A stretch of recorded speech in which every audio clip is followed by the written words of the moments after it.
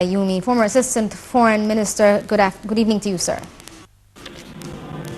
Hello? Ambassador Gamal, can you hear me? Yes, I hear you. Yes. Hello, good evening. Good evening to you, sir. What do you think of the election process abroad? How do you see the turnout so far? It is going quite well according to what is announced. Mind you that in the United States they are behind us in the timing. So we are still in the middle of the day there. And as of what they said, afternoon, more and more people are going to give their votes. It is a very good occasion because this time there are new rules where an Egyptian can vote even if he's not registered in the Egyptian consulate or the Egyptian embassy. Even any Egyptian tourist can go to the embassy and give his vote. This is really a good development.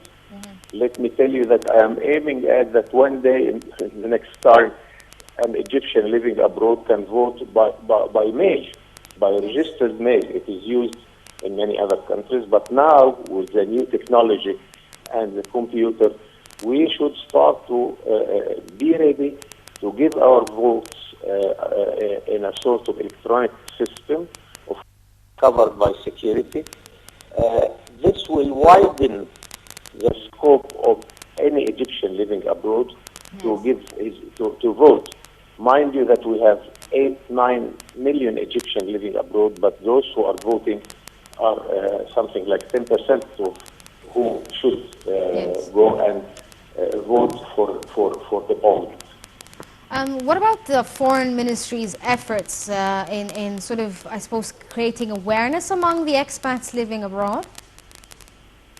For me, as a consul or ambassador abroad, I like very much to have occasions like that because it's a good opportunity for Egyptians to come and to see us.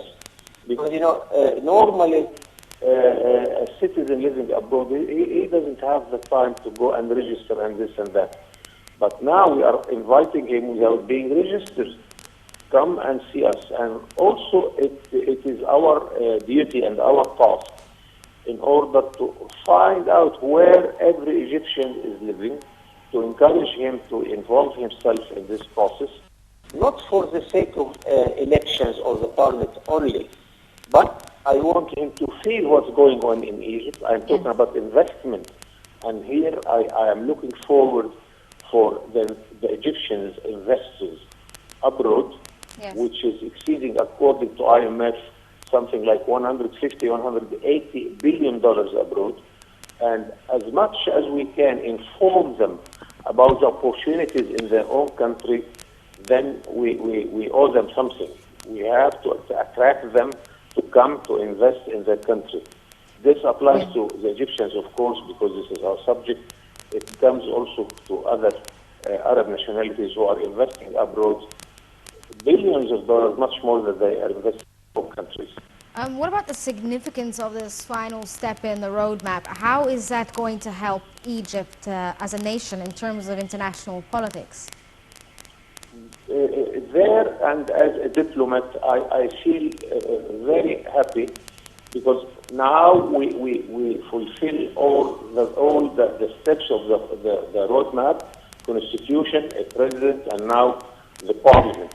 Yes. And I'm really optimistic about the parliament, whether it would come with a majority of certain group or like what we have seen in the committee for drafting the constitution.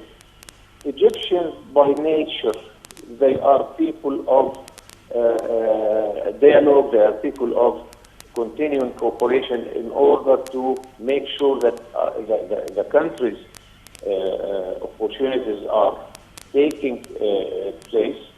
So let us see a new parliament, a new waves of youth, of women, of new politicians, and I like to see this experience to have a successful end. Okay, Ambassador Gamal Bayoumy, former Assistant Minister of Foreign Affairs, thank you so much for joining us on the line. We move on to President Abdel Fattah al-Sisi meeting with the Foreign Minister Sameh Shoukry today. Shoukry reviewed with the head of state the result of his latest visit to New York, in which he attended the UN session where Egypt was elected as a non-permanent member of the UN Security Council. Presidential spokesman Ambassador Ala Youssef said that the president stressed the importance of affording all kinds of assistance and protection to the Palestinian people against the Israeli aggression. Youssef added that as Sisi discussed with Shoukry Egypt's work and plans in the coming period to coordinate with the UN members and other regional and international powers regarding Egypt's priorities as a member in the UN Security Council. 3 Palestinians were shot dead today in what Israel claimed were thwarted knife. But a Palestinian witness of one incident said it was a result of a Jewish settler violence as tensions ran high after more than